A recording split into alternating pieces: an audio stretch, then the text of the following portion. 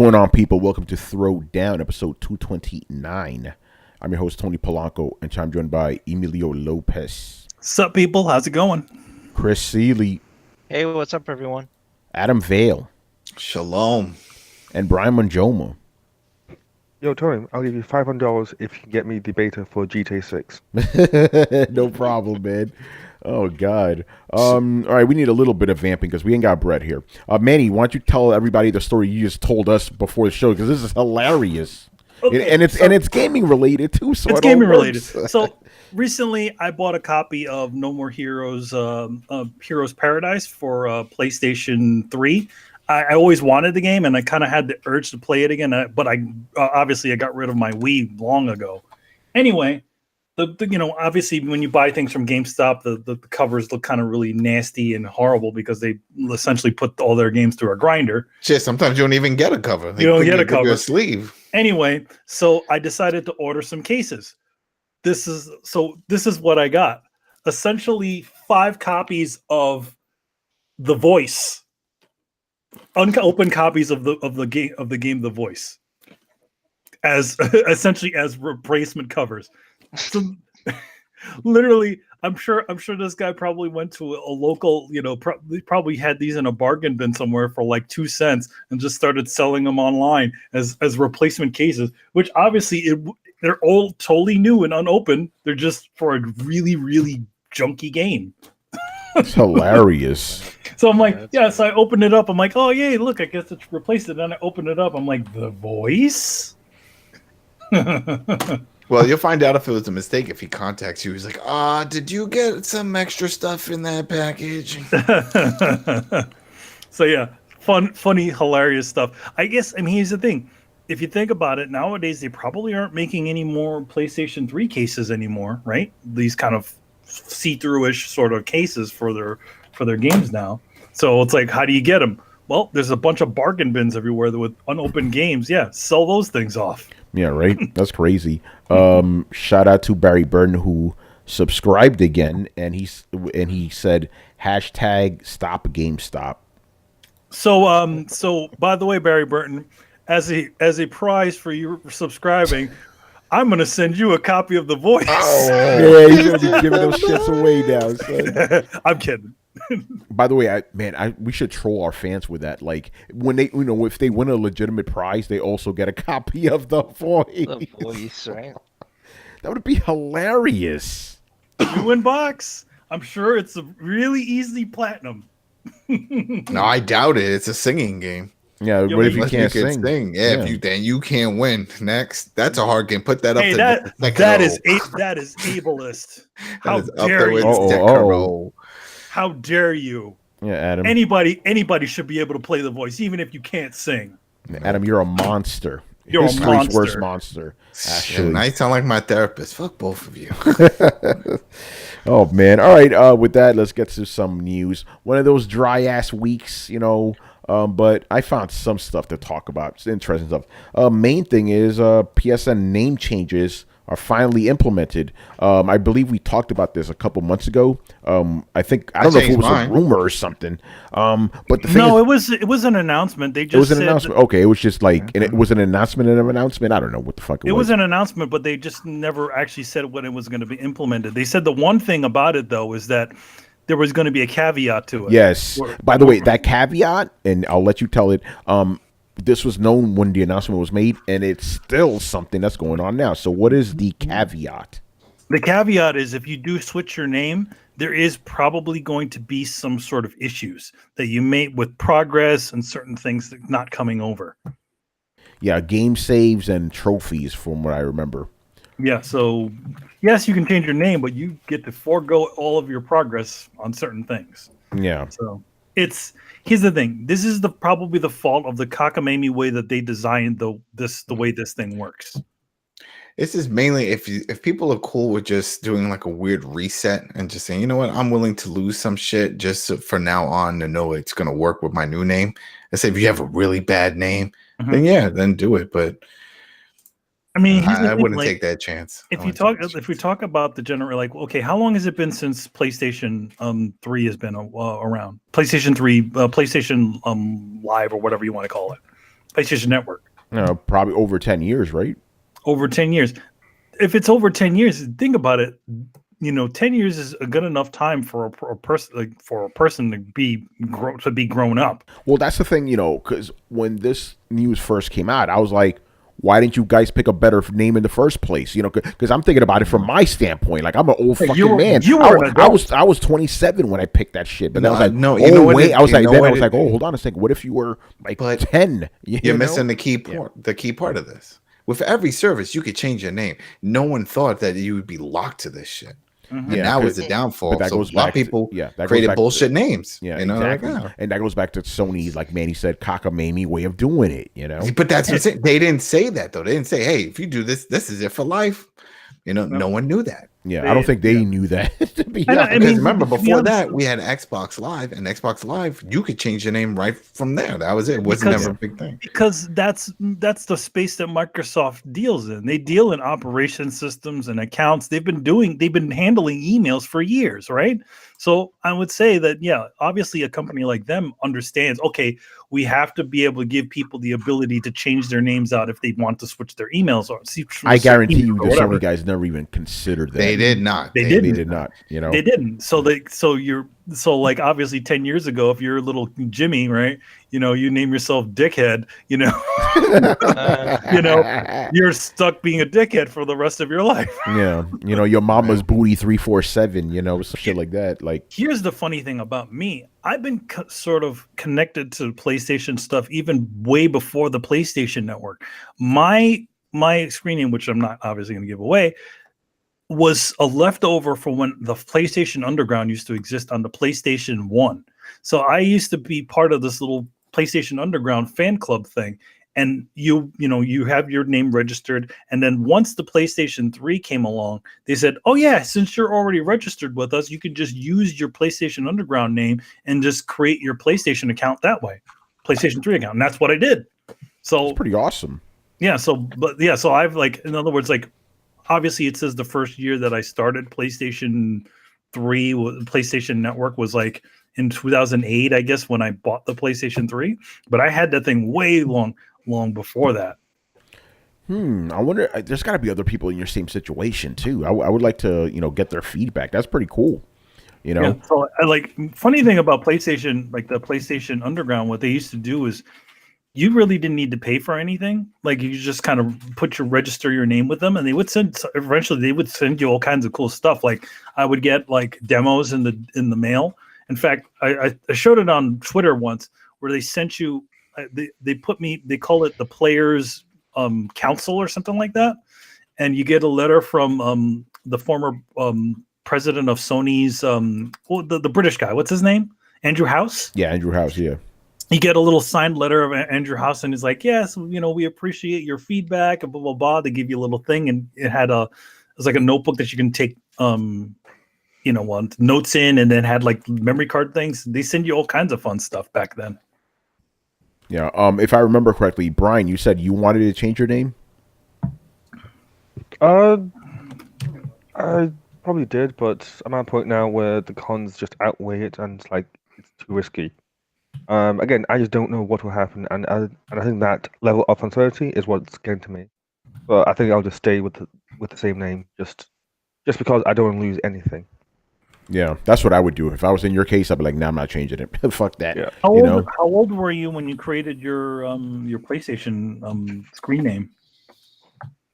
I was still at university, so what? It's 16, 17? Yeah, the early days. Right. So yeah, again, it's just one of those things where I just couldn't think of a name, hence I just started putting random words together, and then I found one that wasn't taken. It's cool, I'm using that now. It's I'm actually happy now. Even though it's an ill bomb ass name, the killer pigeon, man. Ain't nobody fucking with a killer pigeon. That's it. But I think the rest of us said we don't want to change it, not because because of the drawbacks, which are numerous, but because we like our names. Romudef, baby, let's go. Yeah, I'm changing my name to the real Romudef. Oh shit, man! By the way, I actually had to do that on Twitter when they hacked my shit. I made another account and I called it that. Some bullshit. That was some weird shit, that one. Yeah, I think it's because of that I eventually got verified because I literally said one of my reasons, like, yo, I need to be verified so motherfuckers don't take my identity, you know?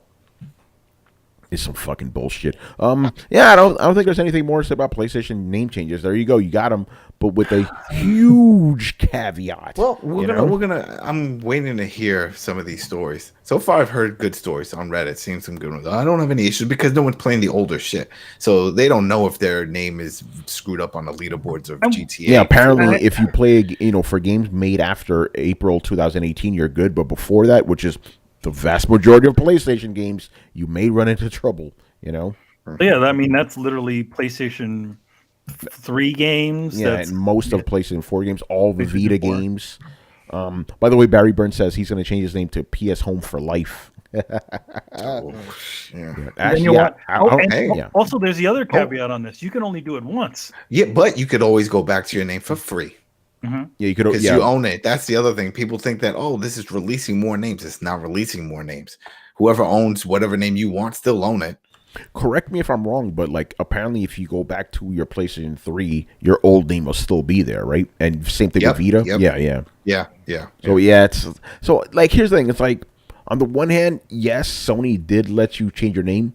But on the other hand, they didn't let you change your name. You know what I'm saying? So I don't know. It's a half-ass attempt. It's half-ass, yes. Yeah, it's better than nothing, though. Maybe it's a quarter-ass attempt. I don't even think it's half-ass. To be honest, it's like obviously it's a patch to fix something that was already wrong. It's something that they definitely did not intend to allow people to do. So they're just like, okay, how can we get this to work? Oh, well, we can kind of attach another name to it. So you have like two names, kind of like how. PlayStation 4, you kind of have two names already, where it's like you can have, if you have it connected to Facebook, you could have your real name show up. Yeah. And then, and then you have your screen name. I think that they have a new database in place behind the scenes that's already taking control, but it couldn't really import the older stuff. So they're like, all right, let's give them the chance to change their name now. But from here on, we're not going to have this issue. Because think about it. Let's say 2 years down the road, you decide you want to change your name. You're pretty much good to go if you're just playing the new systems and stuff. So it's okay for you. So then, yeah, we're experiencing this issue now for people that are going back from the older stuff. But for people jumping in, it's not going to be an issue. They're not going to know about this. If they're just jumping in from PlayStation 5, for example. Yeah, they're not going to know. Yeah. They're not going to know. They're like, oh, I change my name all the time. It's like, shit, that wasn't the way a few years before. You couldn't do it. You lose all kinds of shit. Back in the old days. Exactly. All right, man. Let's move on here. Sekiro Shadows Die Twice sells 2 million copies in 10 days. That's pretty damn good. Yeah, and 1.5 got returned because they were too damn hard. It's too difficult. That's pretty good for a game that doesn't respect its players, right? Oh, yeah. So, Chris, I asked the Sekiro player here, what do you make of this? I mean, this people are hungry for a challenge. That's all I could say. Like, From Software has a good pedigree, and people want it. Like this game definitely is harder than Dark Souls. I'm telling you, I haven't played all of them. I'm playing this game. Like, yeah, I'm getting better at it, but definitely locks you into certain things. Now, I will say they lightened up on a couple of things, though. You can pause this game. If you go to your menu, it stops. That's never happened in a Dark Souls game ever. Like, nothing stops in there. But maybe because this is not online. Or maybe that was an Activision directive. I don't know. But other than that, like, it's pretty rigid. But I'd say From Software has earned that pedigree. People like challenging games, and that's why this game is selling like it is. And especially like nowadays, man, you see like some of those friggin' pimp videos that people are putting out where they're like doing all this stuff. I'm like, damn, this almost looks like a cinematic. You're doing this so good, Yeah, I've seen some speed runs that I'm like, shit, man, these guys are good.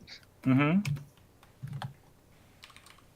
Oh man. Oh, by the way, shout out to Richard Bailey Jr. I'm talking to him right now.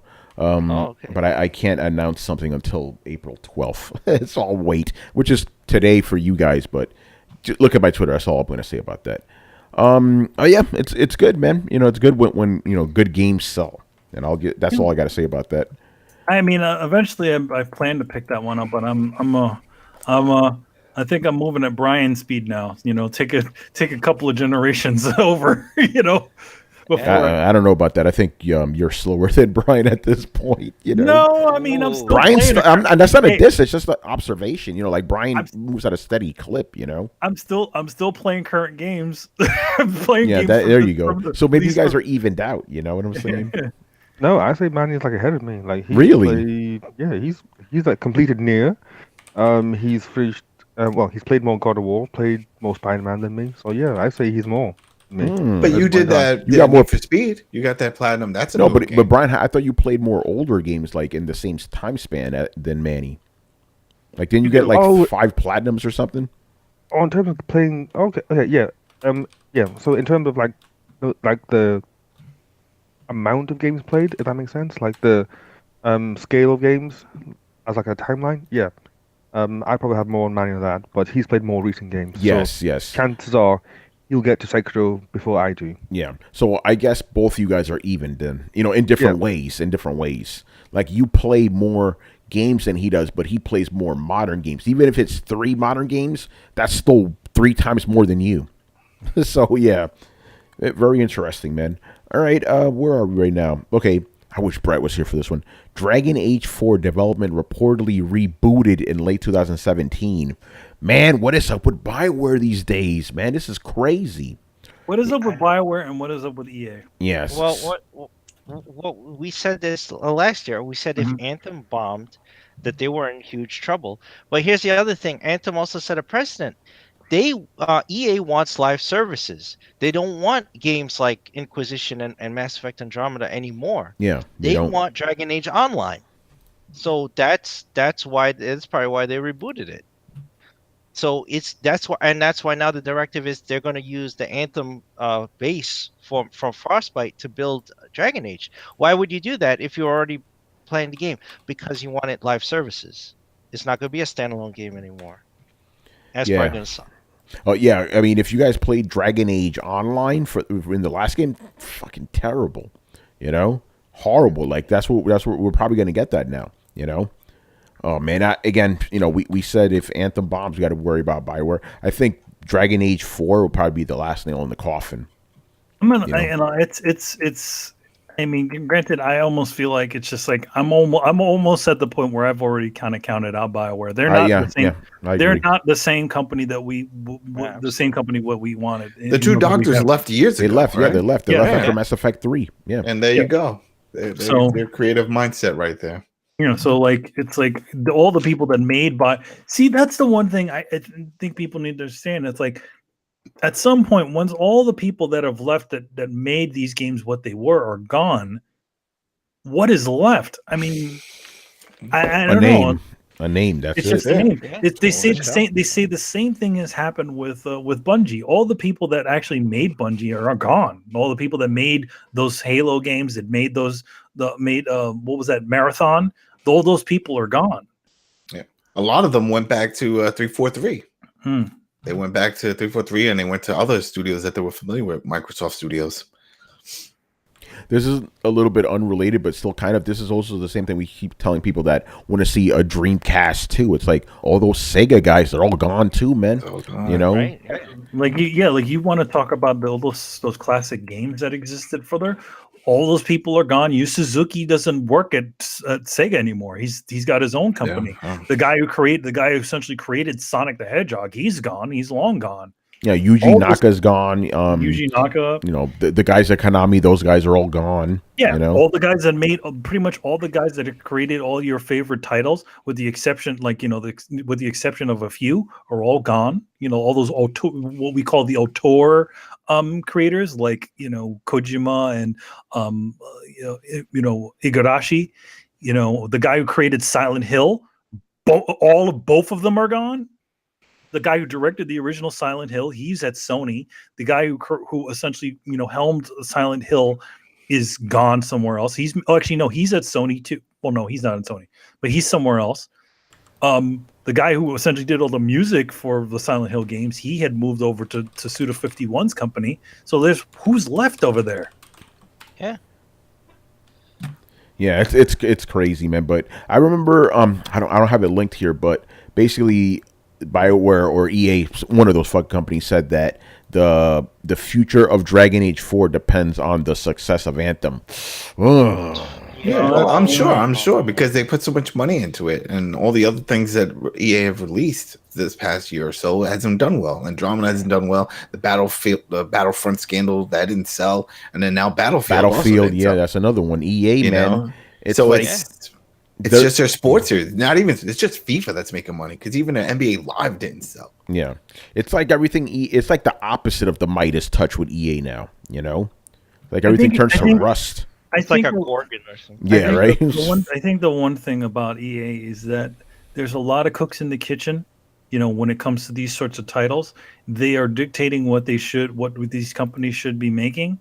Obviously, you know, when they're trying to control it. I mean, I feel like the only real way to make anything worth it EA is not to be a multi-expensive sort of game anymore. It's to try to make smaller titles in order for it to do. But even then, like you remember with the EA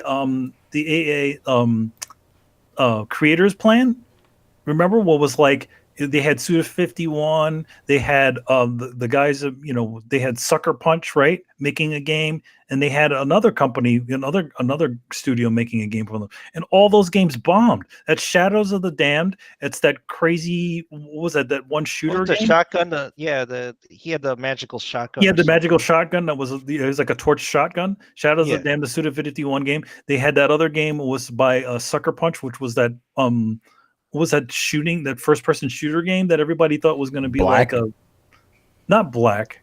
Was it Homefront? Brink. Yeah, Brink. Yeah, I think it was. Was it Brink? Or it was that one that Brink. everybody liked the Parkour, trailer? jumping around, and Yeah, shooting. it was that one. They wanted that one, and then there was a bunch of others, and all those games bombed because, if you've done any research on some of those games, like again, EA trying to do their thing, saying, "Oh no, you're gonna do this. You're not gonna do what you want." So it's like, okay, so then why did you hire me if you just wanted me to make the same old bullshit game? Hold on. It says Brink was made by Bethesda. Was it Fuse, maybe? Maybe it was It was Fuse. There you go. It was Fuse. There you go. It was Fuse. Yeah. Yeah, it was. That was Insomniac. Insomniac, by the way. That was not Insomniac. Yeah, sorry. Yeah, so it's like they had all those companies like under their creators program, and all those games bombed. Yeah. By the way, when I said Black, that is also an EA game. But yeah, we were talking about Fuse. I actually like that game. Black was actually a really good game. I love that game. That was the one that had destructible environments and all that stuff. Yeah, Criterion too. EA, man, what happened? Well, Bad Company, those had destructible environments Bad too. Company was a good game though. Yeah, and they just left it after Bad Company too. They never went back to it. Yeah, it's a shame because like you realize when you do any digging into EA, you realize how many franchises they essentially burned to the ground. Like franchises and studios they've killed. And studios that in turn the studios that they have also just burned to the ground. I mean, they own the what was it? They owned the company that did Dead Space. Remember? They got rest in those peace. guys. Rest in peace. Visceral's gone. Yeah. They got the guys that did, what was it? Red Alert. They had those guys. They bought that company and gone. Oh yeah. The guy who created The Sims, they own his company, and that company hasn't made anything. And I also blame these studios though for selling. Just come on, believe in your product and say, you know what, I think we could do this on our own. We got this. Nope. Here's the thing, like I don't know. I mean, like especially when it comes to some of these studios were obviously mostly independent studios. Yeah. When Big Brother comes around with a big old checkbook, it says, "Yo, I don't know how many people are going to just say no." Exactly. No, they never do. That's why we're hearing all the scandals with. Remember the Borderlands 3 and Epic and all that with exclusivity deals. It's because they take the quick money up front. Why wait for sales when you can get a big ass check? But you can't really blame them either. You know what I'm saying? No, I mean, no. Again, it's hard to look away when you have this big, with the big guy coming over with essentially a blank checkbook saying, "Hey, you got some good shit here. I'm gonna buy all of it." And this is why people don't believe in the whole thing with Bungie. And they're like, "Oh yeah, they're done with these big companies." Bullshit. If another one comes along and says, "Hey, here's some money. Want to join us?" Okay. Yeah, if Microsoft came back around and said, "Hey, you want to join us?" and they'll be like, "Here, blank check." Okay, we'll just do it again. Plus, I mean, it's job security for a lot of these guys. So, It's hard. I mean, it's definitely hard to run a company like that, especially if you're making AAA games. With the way things are just expanding, things get so much more expensive, to do. Obviously, if you want to, guarantee that, your company is going to continue to exist the next 10 years, sometimes you just got to sign that check and be like, all right, do it. It's crazy, man. All right. Any last thoughts on Dragon Age and all this other shit? Oh, salud. I hear that from Adam's background. That's so crazy, and that's like on the other side of the house, down the hall, behind two Yeah, doors. you got powerful mic. Yeah. This is the fucking Yeti mic sponsored. There we go. Yeah, right. Shit. All right. Speaking about games that probably don't exist because they're not live service games. So Ubisoft CEO explained why Splinter Cell has been gone. He basically chalked it up, and I kind of call BS on this. He said that the other studios are so busy with other games that they don't have time for Splinter Cell, but they do want to bring it back. It's like, really, man? I think it's because you don't know how to turn it into a live service game. That's why.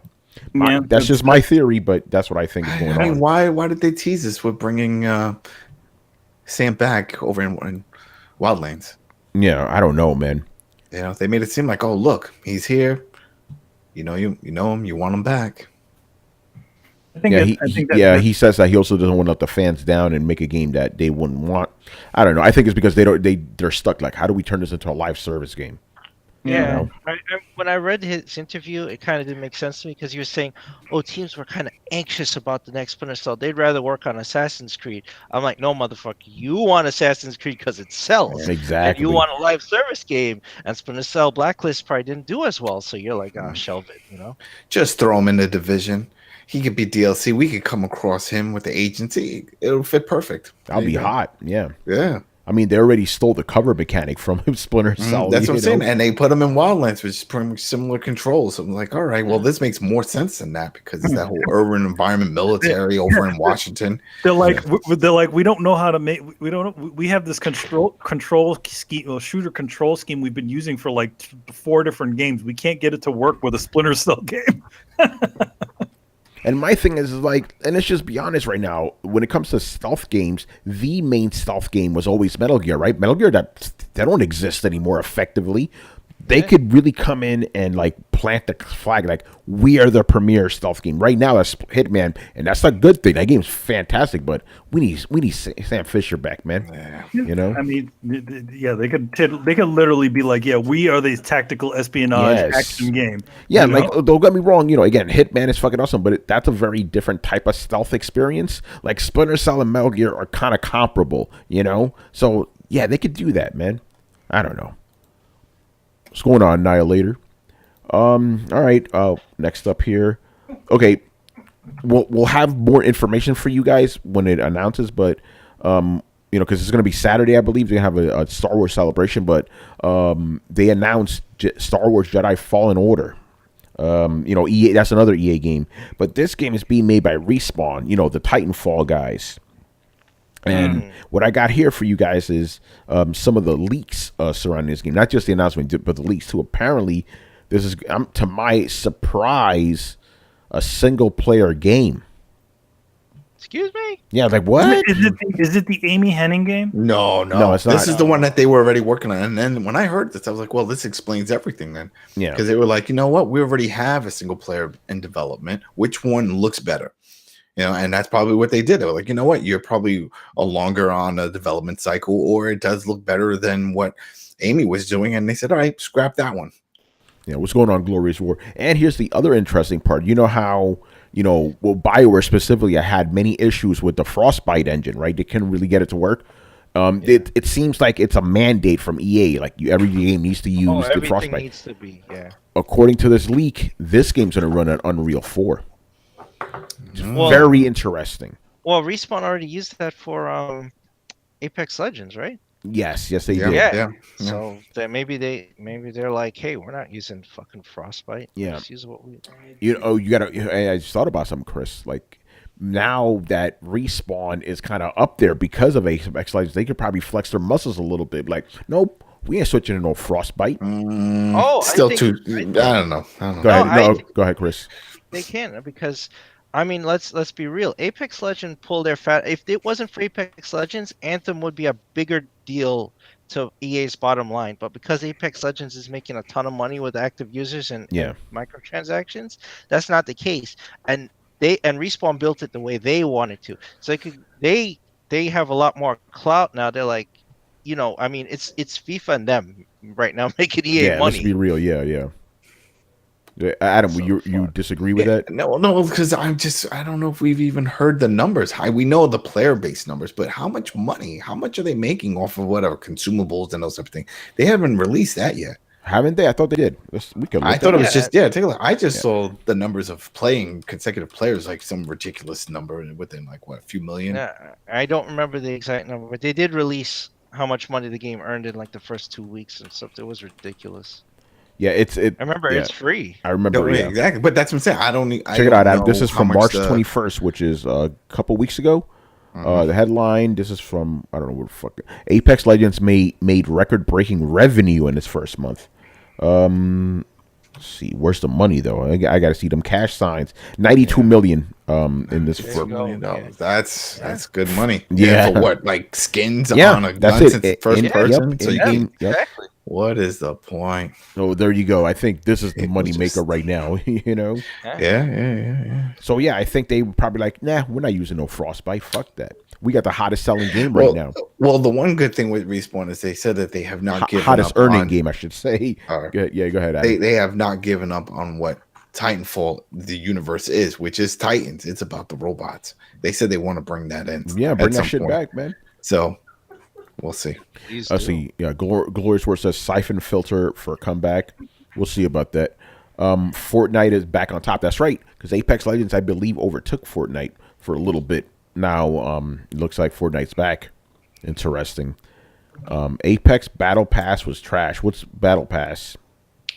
That's that system where it's like their own version of it, like a season pass. Oh, okay. But you get like perks, so you get like bonuses and stuff like that per week, per kill, those type of things. You get certain drops and stuff like that, cosmetics. Yeah. So so we got that. Let's see what other rumors, but that's pretty interesting. It says aesthetic. I'm reading this for comicbook.com. Aesthetically, it will resemble Rogue One and Solo. Though there will be some prequel flair. All right, whatever.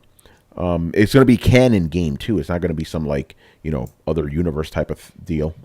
You mean like the Battlefront field or whatever? Battlefront, Star Wars Battlefront. Battlefront 2. Yeah. Oh, he's going to have a backpack that's actually a droid that's going to talk to him. I guess it's Ratchet, right? No, it's Clank. It's Clank basically. They said the gameplay, Chris, you're gonna love this, comparable to Dark Souls, with an emphasis on parrying like Sekiro. Oh, my favorite mechanic. Yeah, because they said because you're playing as a Jedi, they really want you to feel the what it's like to during lightsaber battles. Number one, and it's shit. like number one, you're like a space wizard as in Jedi in like friggin' Jedi games. Why would you make it like Dark Souls? Essentially, you're like the master of the universe. Like why? I think they mean. I don't think they mean in terms of difficulty. I think they mean in terms of combat. That's probably what they mean. And they said there's going to be wall running and parkour. Of course. That means it's most likely using the damn Titanfall engine. They're like, we know how to make people run off walls. Yeah. The game's gonna. Yeah, that's right. Yeah. The game's gonna be semi-open world. You're gonna travel to a bunch of different worlds. That's pretty interesting. Every time you get to a new area, you'll need to explore it to push the narrative. Each planet will also have new ways to upgrade items. Okay, so there's going to be upgrading in there. Because, of course, there's got to be upgrading. And again, people, take all this with a grain of salt, But we will learn the official deal on Saturday. So ask us questions about it for the question show, Who's the fools? Yeah, otherwise known as Throwdown Your Questions. I keep calling it the question show. That's fine. Yeah. Everybody knows. Yeah. And again, slow week and no bread. So this is our last story of the night. Man, what's up with that? Hey, the gaming He wasn't here to yell about Dragon Age. He wasn't here about Dragon Age or yell son about of bitches, Dragon Age. So this one's kind of funny one. So an anonymous millionaire wants to set up a real life battle royale on a private island. Yeah, that's a fucking scary shit. No.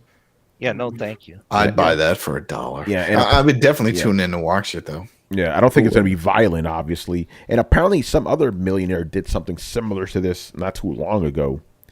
So yeah, he wants to set it up on an island, 100 people, and I think they shoot each other with, not guns, but Yeah. I think it was balloons. You got to pop each other with balloons or something. You know what? This probably will happen as a game show. Yeah, and it says the last person standing will win 100,000, whatever that fucking British shit is. Pounds. Yeah, pounds, I guess. Yeah. So what is that, like $5 American? I don't know. Oh shit! No, it's not like that. A pound is. I think The pound's actually worth more than fucking dollars. I think the euro trumps that. Yeah. The plan is for the anonymous millionaire to acquire a private island, which will be the setting for this real life battle royale. The competition will run for 3 days with 12 hours of competition each day. During the nighttime, players will be able to camp for the night. All camping gear and food will be provided, so you don't find this shit on the island. Maybe you do. I don't know. So I think this is gonna happen. I think it's gonna happen. My question is, would any of you guys sign up for something crazy like this? Adam, I'm looking no. your way. Adam, would you do it?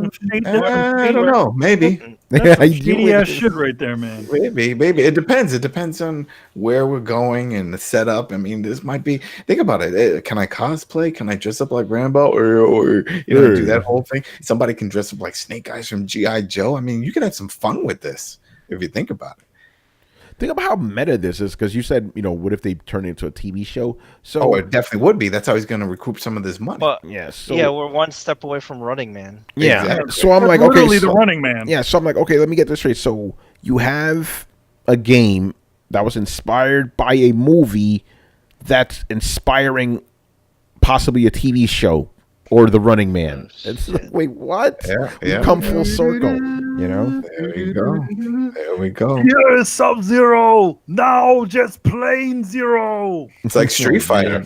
Street Fighter, the game, movie, UFC, all of it. It all comes together. That's crazy. I don't remember old school UFC. That shit was like Street Fighter. That was the nuts. best. Nothing tops the guy who had one boxing glove on. And he had an open hand and one boxing glove because he was a boxer and he thought he was going to win like that. Are you kidding me? Yeah, I always love when like they have a boxer versus like a ninja, so like how that shit's gonna end. Actually, Adam, I remember you had one of your teachers at. Henzo Gracie, Brazilian Jiu Jitsu. Oh shit! With his nephew, when I trained with Henzo, his nephew was Royce Gracie, and Royce Gracie is the one that won all those Ultimate Fighters. Royce Gracie used to fucking cheat. He would grab people's shirts and shit. Well, he was doing the gi. That's gi technique, and he was submitting them, and they didn't even know what the hell he was doing. They were like, "Why is he grabbing me? Oh my god, he's choking them!" And they were tapping, and they couldn't figure out what was that legal. It was like, yeah, but he didn't punch him. Yeah, he didn't punch him. Yeah, he didn't punch him. Yeah, I know that's off track. I remember dudes like Dan Severn. That big motherfucker. Yeah. And fun fact with Dan, didn't get hurt in UFC. Got hurt when he went to WWE and pro wrestling. Okay, and had to retire. Yeah, I remember when Royce Gracie was fighting in like the modern UFC. I think he was fighting Tito Ortiz. He got fucked up. Yeah, it wasn't as but also everybody started learning Brazilian Jiu-Jitsu, so they knew his techniques. So they knew when he came in to grab him what he was going to do. So working on defense for that. Yeah, whatever happened to Tank Abbott? He was just a brawler. That was just like that dude looks like he was just a bar fighter. That's it. He was known in that circuit for doing those big tough man brawls, and he tried to get into pro wrestling, and it didn't work out. And there goes that. Remember Don Fry with the big mustache? That's right. Man, old school UFC was fucking awesome, man. I missed that. They had characters. They definitely had characters. Yeah, right. It was real life Street Fighter. It was real life Street Fighter because you had basically every fighting style on earth just fighting against each other. That's it, and you can punch in the nuts. You could, but you saw, but in the end, Jiu-Jitsu always won, and now like regular UFC is pretty much Jiu-Jitsu. Everybody's Jiu-Jitsu now. It's interesting, man. All right, so let's do my favorite fiddling segment. What games have you been playing? Man, I'm going to you. You've actually been playing games, man. Yes, my schedule has been pretty light this week. I literally finished off now I can actually talk about it. I actually finished off so Excellence, my book that's coming is coming out this month. But we always in the comic industries always work a few months in advance. So while you guys are getting issue 1, I just finished issue 4 and I'm going on to issue 5. This is the way most comic books are done these days. What's this one about? What was that? What's this one about? What's it about? This one is about. Oh, sorry to work in a plug to my own. Nah, book, man, but- fuck it. We got to No, fill we the want to time, hear man. it. Want Oh to yeah, hear so it. yeah, so this one is about like magicians, like it's like the idea is like it's Harry Potter, but it's like black characters. So it's like these mystic wizards, like from Africa and all this stuff. They're in this world, but they're kind of like somewhat hidden, and they kind of like do all kinds of stuff to kind of help things, and they kind of control things and all kinds of other crazy stuff. So anyway, the story, some big stuff happens in the story. The main character finds some sort of revelation and that sort of stuff. So it's kind of like magic and all that stuff, which is weird to be doing this again, because when I started my career in doing professional comics, my first book was a book called Kara's Magic.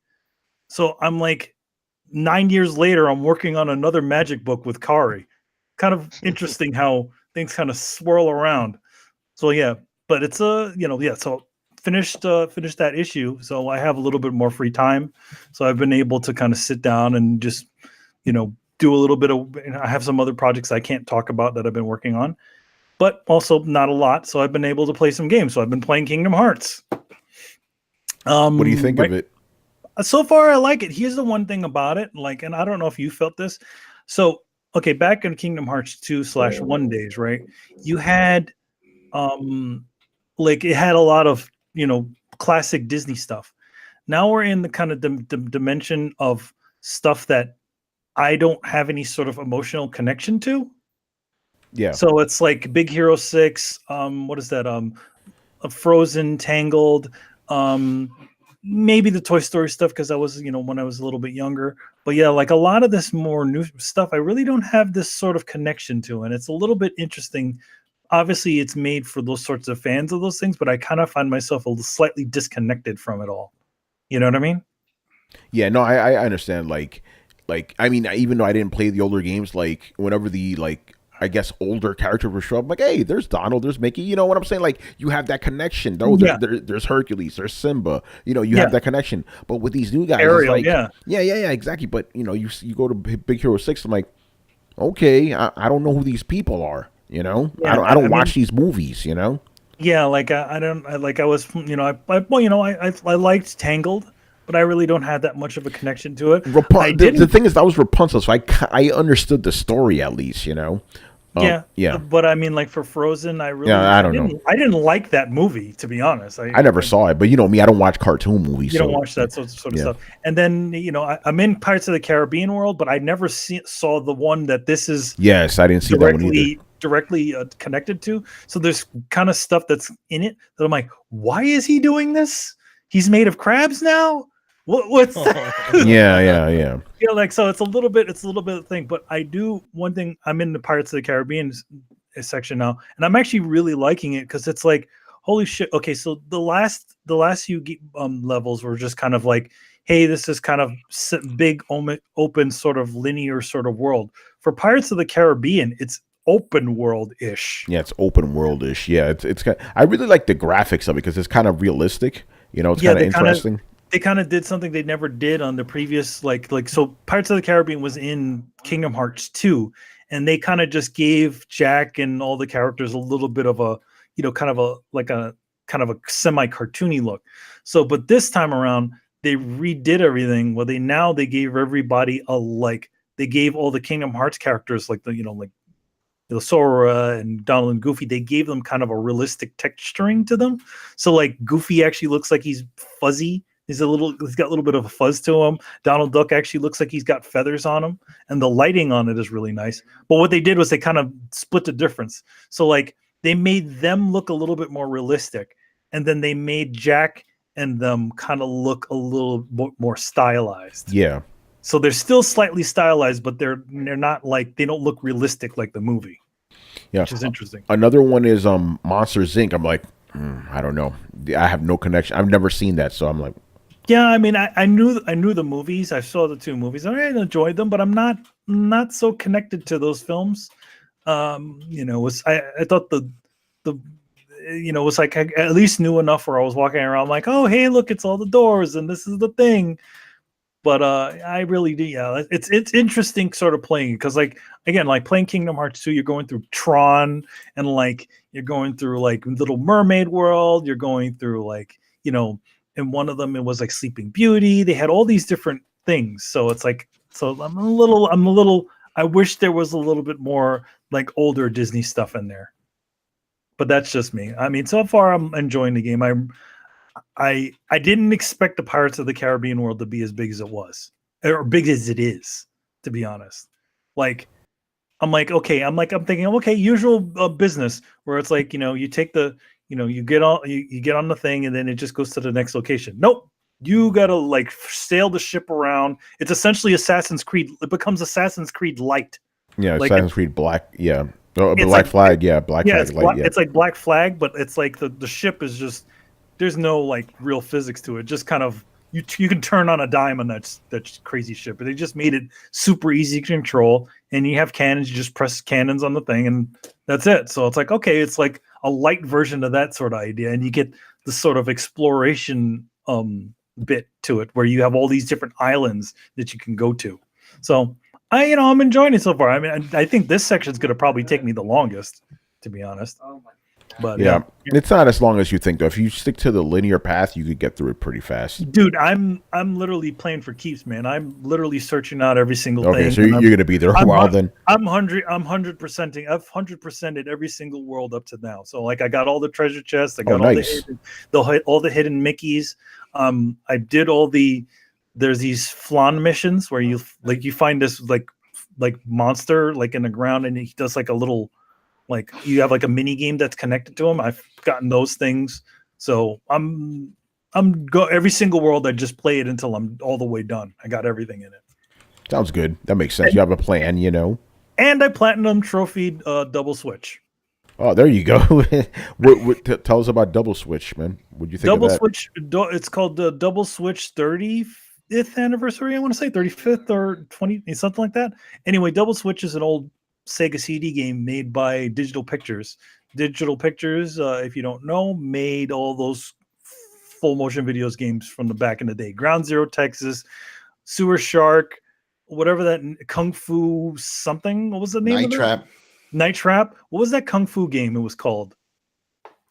By the way, I need to jump in and say Tomcat Alley. It must be Tomcat Alley. Yeah, it must be 25th anniversary because 35 years ago CDs were not. Oh yeah, okay. Like 25th anniversary. So 45-year ananniversary. Yeah, right. I can't remember. Of The Last of Us. Yeah. So yeah, like it was like Tomcat Alley. Was it Corpse Killer? And, Corpse Killer. And then whatever that Kung Fu game was, I can't remember the name of that one.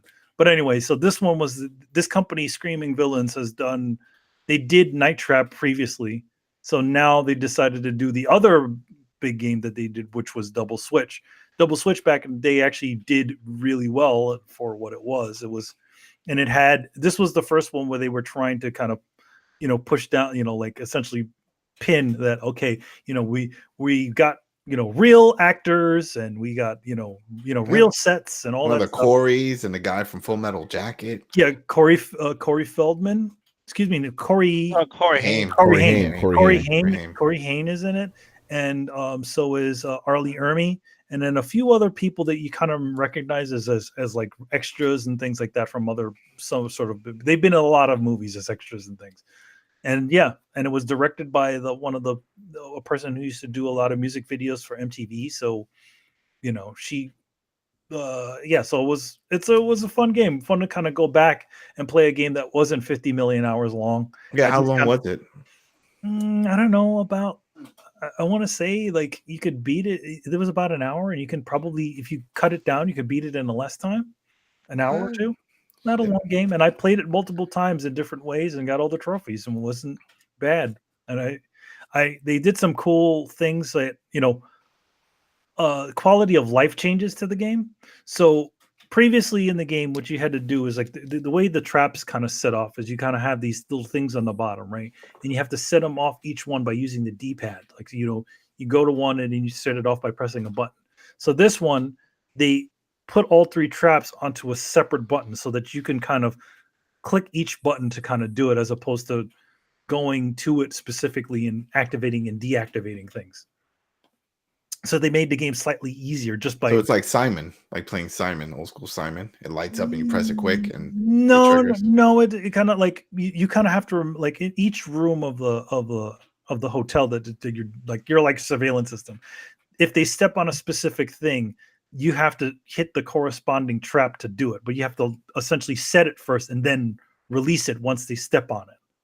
But the way they did it now is like, now you don't need to move the user D-pad to control it, to put it on the specific trap that you want it to. The traps are actually located onto specific buttons. So if you want they're assigned buttons. That's good. Yeah. Yeah. So if you want trap number 1, which is, let's just say for the sake of conversation, it's a fireplace trap. You can press that, or if you realize, because sometimes the videos do little switcheroos on you where they'll walk near a trap and then they'll walk toward another one. So then you press that one, then if you're like, oh wait, nope, that one does not. You release that trap, and then you can press the trap on another one. So it was good, and I got all the trophies in it. I got the secret ending and all kinds of other fun stuff. So it was nice, and it was not a hard platinum, I have to say. And then you said when you beat the game, there's like a long list of people that are like dead now, right? Oh my God. So like there is at least 10 people involved in this game that are dead, like gone. So it starts off like, like as soon as you end the thing off, they show off like one of the stunt ladies. She died not too long after the game was produced. They had another guy who was in one of the bands. He had died. There was this other dude. This other guy was like a record producer who played in the game. He was like a guy who played extras, and he did all kinds of other film stuff. Then obviously, Corey Haim, and then Arlie Ermey, which was the two more recent ones. Corey died in 2010. The other guy who was like the record producer, he died in 15 or so, and then Arlie died in 2018. So it was a lot. I'm like, damn, it's like in that 25 years, all these people just gone. So insane. Yeah, it's pretty nuts. All right. It's sad. Yeah. Brian, what have you been playing lately? I actually have been finishing up God of War 3 Remaster. So I put a hiatus on what's it called? On Just Cause 3, because it gets really repetitive doing the same things over and over again. Yep. Like, again, the game is great fun, but when you're trying to go for the platinum and that you're going out, you're clearing like every single village, and there's so many of them, you just get really tired of it. So I thought, okay, you know what? Let's just take a break. Don't burn yourself out. So I'm playing some God of War 3 Remaster because it's one of my favorite games on PS3, and yeah, that's about it. Just been playing that and Guild Warframe again. I'm back after like a long hiatus. Oh shit! Oh, so were you able to retrieve your data and everything? Yes. Nice. Yeah. So pretty much the guys had came in, cleaned out most of my account with the stuff, but luckily the wonderful people at Warframe Support were able to just get everything back. Wait, somebody hacked into your account? I don't remember. Yeah. Yeah. On the show earlier, not long ago. Yeah, he said that they hacked his shit. That's Yeah. good. Wow. I'm glad. I'm glad they did it, Wow, 'cause so they you're were able to give you back all of the stuff that you lost. Everything. Damn. Everything. So yeah. Well, I mean, I guess the wait was the wait sucked, but at least they were able to get everything back to you. Oh, that's good. I'm glad. Currently in God of War 3, I have just beat Hades, and no, wait, I just about to go to how to fight Kronos, and yeah, I think is it the Pit of Tartarus? Yeah. Item, if I remember correctly. Yeah, I'm just about to go there and fight Kronos. Nice. That was such a cool battle. Yeah, the Kronos was crazy. Literally fighting like a giant. And of course, I'm going for the platinum again because why the hell not? I got it the first time, so might as well just get it again. So okay, so as I remember, you said that this one had some things that they did not fix from the previous one, right? Yes, there's still a glitch that you can do to beat it with you beat on Titan mode, I think it is. Like, yeah, Titan mode, which is like the hardest difficulty. And there's like a glitch that you can do to like do it in like 1.5 hours. Really quite strange and cool. It's basically you get all the weapons, and because there's a point where you go to the underworld and there's like the chains, and you need to break them with only the weapons you get from killing Hercules. But since you have it, you can just break the chains and then you fight Zeus. Oh Then you shit! skip everything from when you first land into Hades realms, and then you go straight to Zeus, and that's it. So no labyrinth, no Festus, no Kronos fight, just straight. Come in, you kill Poseidon, go to Hades, fight Zeus. That's fucking crazy, dude. Yeah, I don't know how they found it. Like seriously, I have no idea how they found it. Like Yeah. I swear that some people just like spend 10 hours a day just trying different combinations of everything. Only 10 hours. I always feel like it's a someone like on the inside, like a developer who says, "Hey, you want to find a little secret?"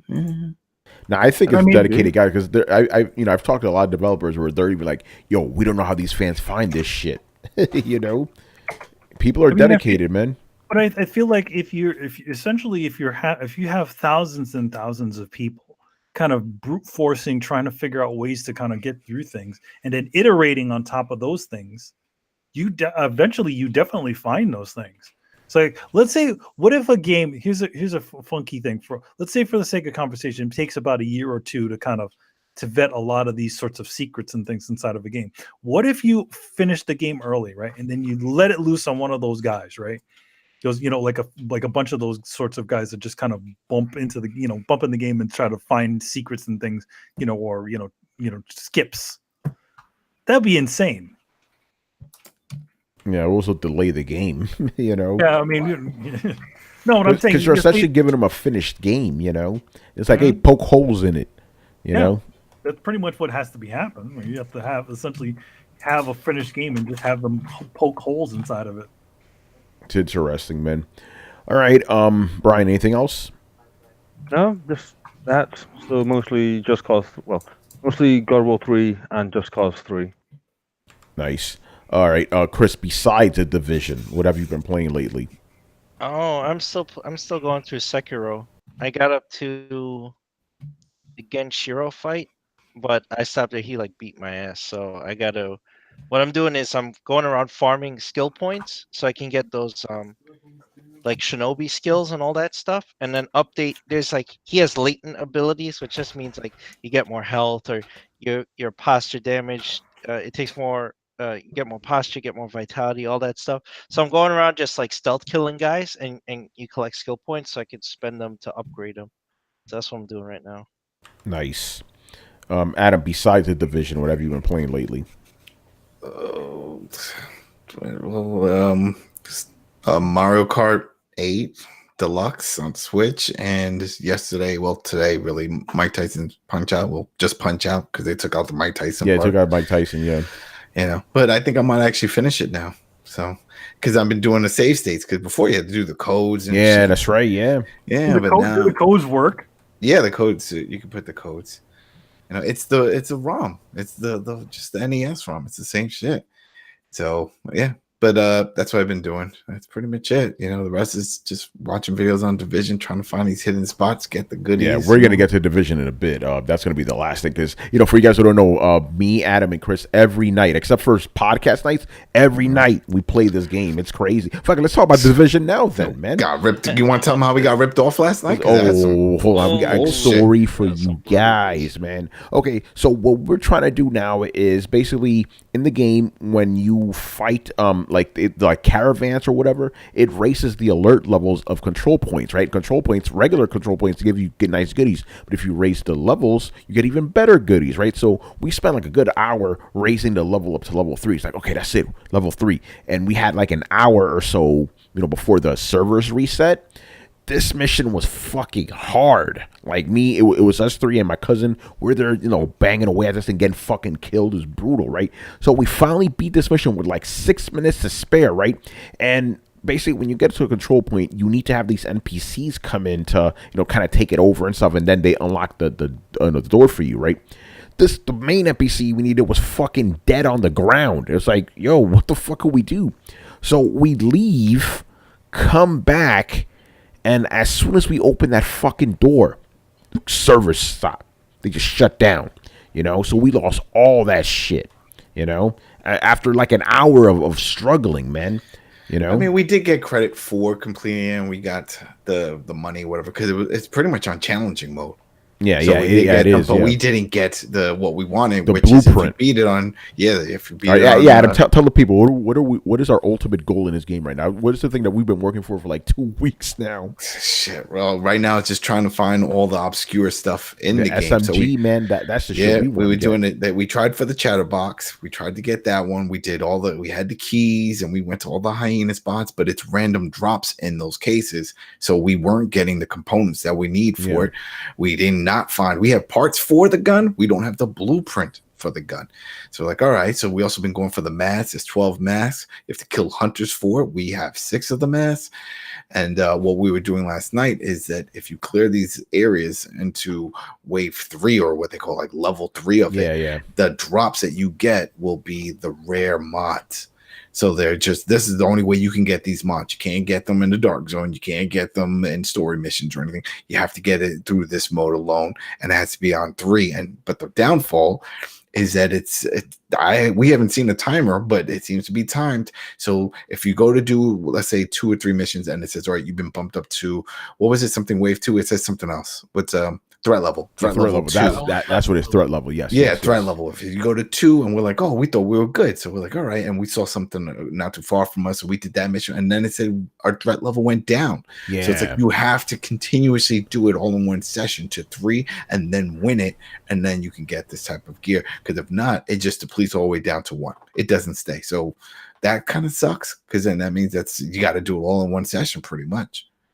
Yeah, that was bullshit. By the way, I have 5 masks because of some bullshit with the game. Although this one, I don't know if it's really much of a glitch, but basically we fought our first hunter, and he killed me. So as I was respawning and traveling back to the area, these guys already killed him. They picked up their mask. When I go there, no mask at all, which is really fucking annoying, But the mask stuff, that's been a lot of fun. Those guys get pretty crazy. The last one we did last night was 2 of them at the same time, 2 dudes, and they were fucking us up with this, like, was a seeker or something. Like, it was just fucking us up. That was crazy. But yeah, that was good times there.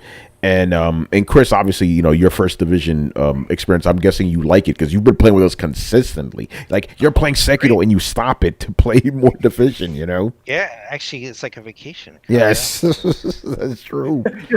You're like, I need to calm down. I need to play this thing. Oh. Yeah, I'm tired of murdering guys with a sword. Yeah, I need to tell these people the other crazy story from last night. So basically, we were looking for a convoy, right? Because we were on raise the alert level, right? So we hit a convoy. The convoy stopped right in front of a territory control point, right? So we fought like 100 motherfuckers. They just kept coming and coming and coming and coming. Because basically, if you were doing a regular convoy, you have to defeat about 4 waves of them.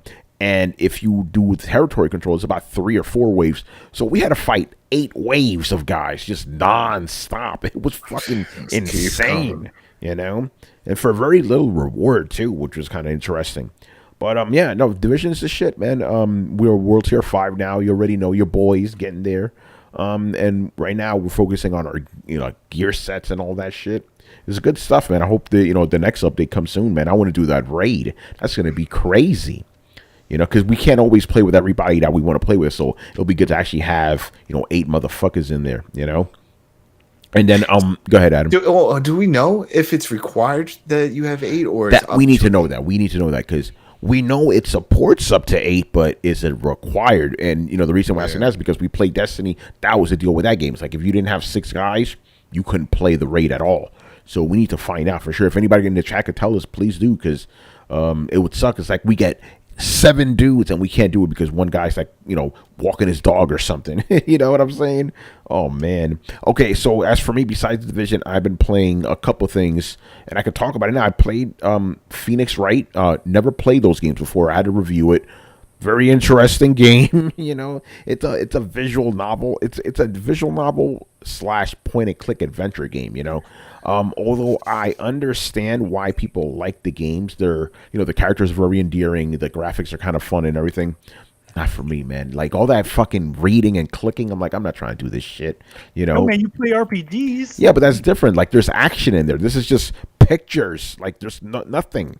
No voice acting, obviously, because this is a Game Boy game back in the day. The investigations are kind of whatever. But at least if you investigate something, the game lets you know, hey, you don't need to check that again. You're good.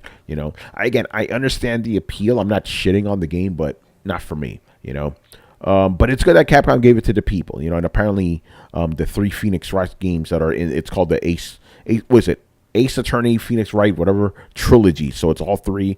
Yet another Capcom collection, which is good. But, not for me. I think it's kind of cool that they redrew all of the art because those first few games were not on. They were on those were like DS or something like that. It was Game Boy Advance and Nintendo DS, yeah. So it's like those things were not drawn for that to be blown up to that size. So there's some instances when you see like the actual in-game graphics, like the character models, like okay, yeah, it's very simplistic or whatever. I'm just gonna say that I know some people may get mad at me. I'm like, if I'm gonna play a game like that, I'd rather play LA Noire. Like that's just where I'm coming at from. But I understand the appeal at least. Although, you were never kind of into sort of mystery sort of games or I don't care about that. I don't care about that. You've never been into those sorts of games. Yeah, and that's what it is basically. Like you get the person on the stand, and that's where the fun part is. Like you get a person on the stand, and there's like the camera zips back and forth. You try to see where they're like their stories are inconsistent or whatever. That's fun, but after a while, I'm like, man, I'm just fucking just reading all this shit. I want to keep it going, I want to kill something. You can't do that in that game, So I played that. I played. Well, actually, I could talk about preview shit, can I? I played it. So I went to this event last week, Modus Games, and check out a bunch of indie games. So I played. Actually, I didn't play any of these games. I just saw them. But the main one for me was Trine 4. If you guys remember Trine from back in the PS3 era, it's like. It reminds me of those 2.5D Sega Saturn games I used to play, like Bug or Clockwork Knight or something, right? But just for the modern era. So they kind of fucked up, in my opinion, with the third game because it was a 3D platforming. Nothing wrong with 3D platforming. I love those myself. But what I love about Trine was the 2.5D, the crazy graphics. So Trine 4, back on that, really crazy graphics. And the insane thing is, apparently the build I saw was alpha. I'm like, this is the best looking Trine game I've ever seen, and they said it's going to look even better. It has co-op just like the previous games, and the interesting thing is, basically, if you play the game, the game's puzzle based. You go through the level, there's puzzles and stuff. If you have another player in there, the puzzles change to accommodate 2 players, and they're gonna try to change the puzzles for 3 and 4 players as well. But they said it's going to be a little tricky. So that was kind of fun. I also saw this other game called Lost Words. It's a platforming game about this girl who wants to become a writer, and like half the game is like basically you see like a page from a diary, and she's walking around it, and you got to like move words around, and they're her platforms.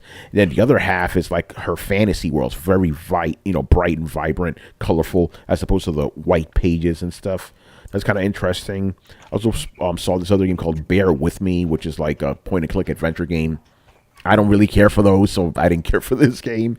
It's like point-and-click adventure games. You're just like, whatever. I don't care for that stuff. I think it's an acquired taste. I mean, to be honest, it's like it's very passive. I can understand that you want to chill, relax, but I'm like, come on, man. I've always enjoyed point-and-click adventures. I play games like Willy Beamish and Rise of the Dragon and the Lost Files of Sherlock Holmes. So I like those sorts of games. It's always at least a nice little change of pace from just kind of shooting and blowing up everything and jumping on everything. Or it's like, you could just sit back and then just kind of, listen to the soundtrack or read whatever and just not be too in there. Yeah, Hang on. and It's apparently not this game is like the fourth installment. The three games, because it's an episodic series. They've been on Steam since 2017, but this one's gonna come out on everything. So yeah, if you like, LucasArts point-and-click adventure games, you'll probably like that. Then this other game I saw, it's like Ari and the something of the I don't know, something Seasons.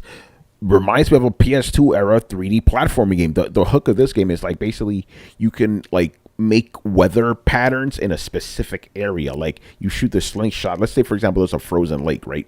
You shoot your slingshot at it. Excuse me, a regular ass lake. You shoot your slingshot at it, and you shoot winter at it, and it becomes frozen. So you could walk on it. You could also like, if you're like in a cave, you could like throw summer above you, and this water above you. You could use that to swim around. Kind of interesting. Kind of reminded me of Zelda. Cute little indie game.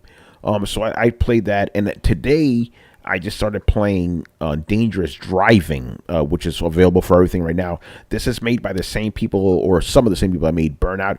I feel it's better than their last game. I'm forgetting the name of the last game, but I played it and I felt that it was golf game, wasn't it? Oh, no, it wasn't you a mean golf the game. early race. That was pretty good. Like I forgot the name of it, but I played the second one of it, and the game, it was just Burnout, just crash mode, like just pure crash mode. That's fun, but that game made me realize, like, like I need the driving in there. So this one's driving. Basically, if you play Burnout Revenge, this is Burnout Revenge, and it's fucking good.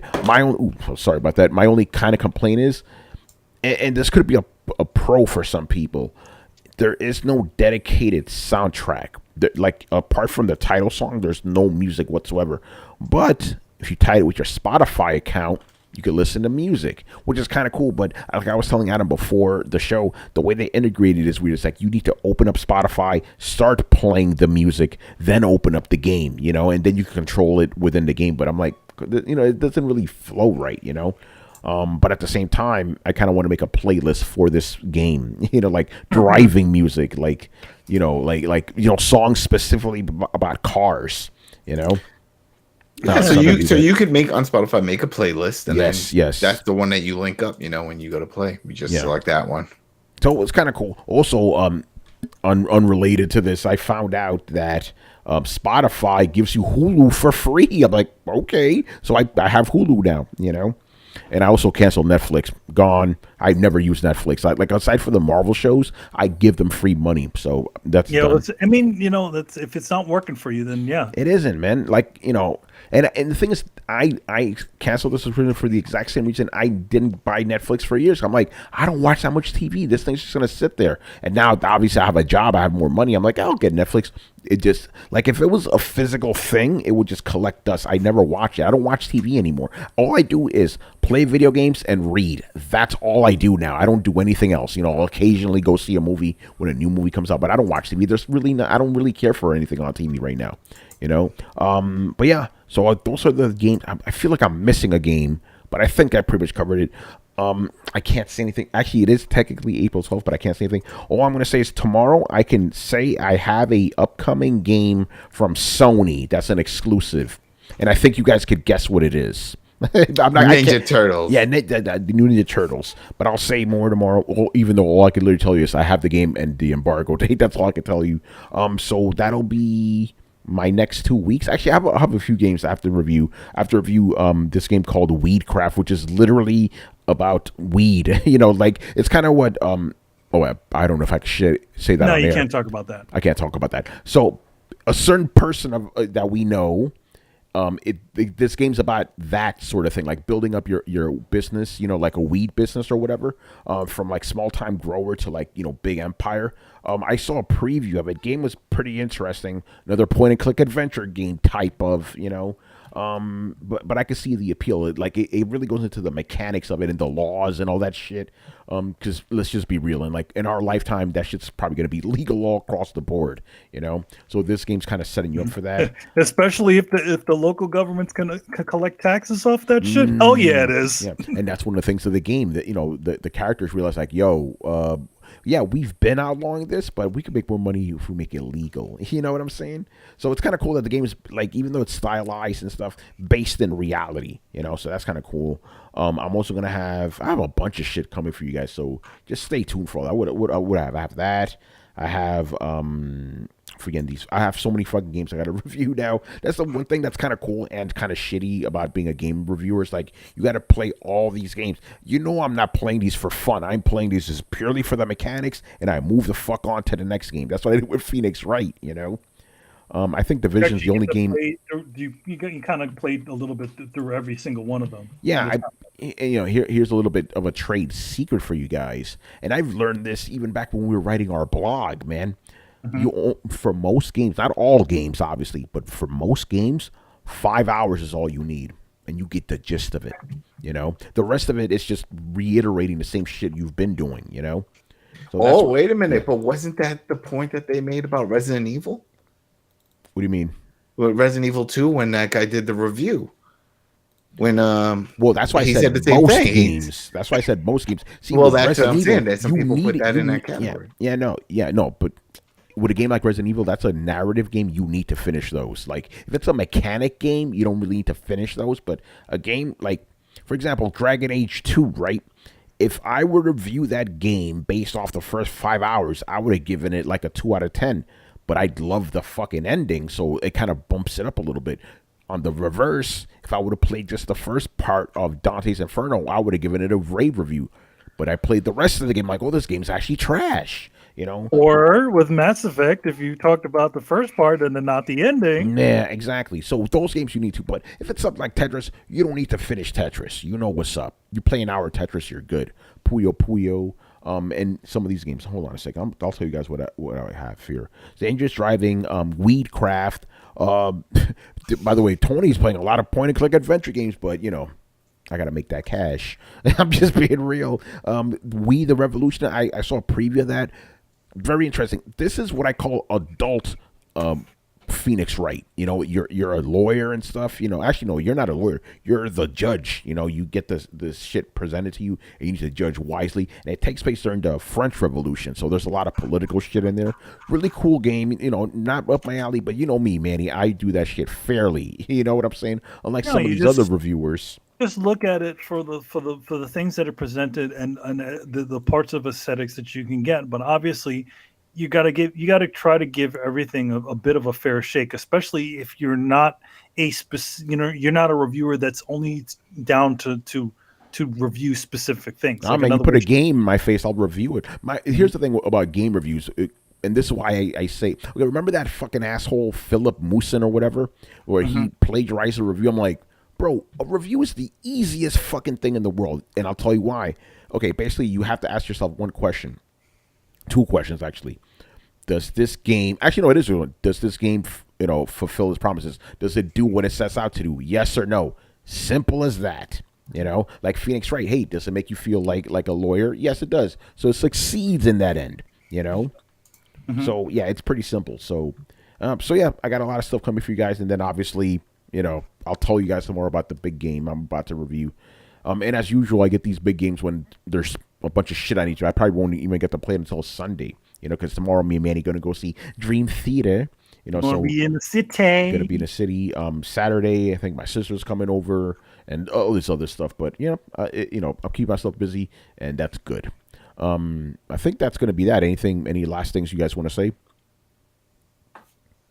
We're going to be doing a WrestleCast tomorrow, and it's to cover all the crazy news and the fallouts from WrestleMania Takeover, the other indie shows. Ring of Honor had some craziness happen with Enzo and Big Cass showing up. So we're just going to break down a lot of stuff going on because a lot of things are changing, other promotions coming back to TV. And so the biggest one, man, fucking Undertaker. What about him? Well, he just showed up. Yeah, they'll talk about that on WrestleCast. Well, yeah, no, well, that's not. Yeah, that's we knew. But it'll be bigger. Twitter account. Well, I mean, the bigger news is that the reason why he's coming back and who he's going to face, which is going to be in Saudi Arabia. That's the big news. We'll talk about that tomorrow. Nice. WrestleCast is back, baby. Yep, Fridays. By the way, speaking about people that are back, Riku-san is back. We're not going to disclose why, but he's back in the game, so we'll try to get him on Throwdown soon. Just have him back and talk about some shit. Yeah, right now he just sent me and Torrance specifically a clip from JoJo to explain it. I don't watch JoJo, so I can't explain it. So we'll see about that. Yeah, I think that's gonna do it for us, man. So, again, watch the Star Wars thing this weekend and come back with us with some questions about the game. Star Wars Jedi something. Jedi Fallen Order. There you go. It's literally in front of me. All right. So thank you for watching and listening. Subscribe to Throwdown on SoundCloud, iTunes, and YouTube. Follow us on Twitch, Twitter, and Facebook at Throwdown Show. Links are located in the description below. Once again, our show is Tony Polanco. And tonight I was joined by Emilio Lopez. See you later, guys. Chris Seeley. Hey, take care, everyone. Adam Vale. Have a good weekend, people. And Brian Monjoma. Oh, they did Julian wrong. They did Julian so wrong. Oh, man. Uh-oh. All right, guys. We'll see you on the flip side later. Later, guys. Laters.